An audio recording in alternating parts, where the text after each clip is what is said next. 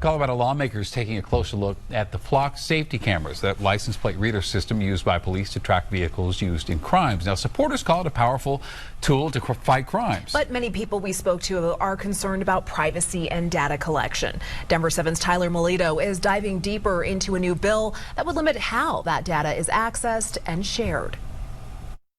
More and more people are sharing their opinion on flock safety cameras used by law enforcement agencies across the state and the country to track possible suspects in a crime who are on the road. I don't have a huge concern if that's a useful tool. I know that with technology, obviously now everything's kind of on camera, so. Others, however, are more concerned. We've seen historically that when massive amounts of data are collected about people without their consent, we can't trust it to be used responsibly. Recently, state lawmakers introduced a bill that would prohibit government entities from accessing a database that would disclose a person or vehicle's historical location.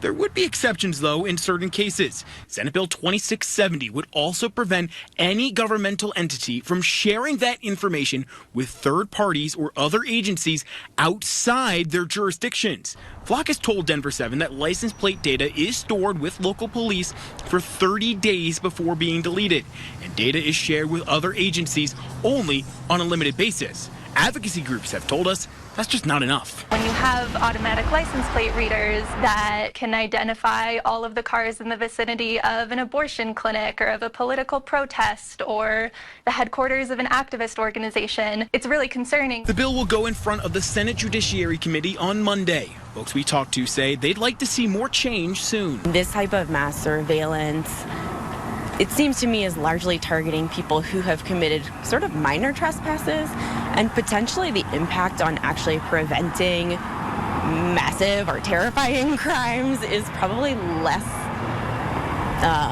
impactful than it might be advertised.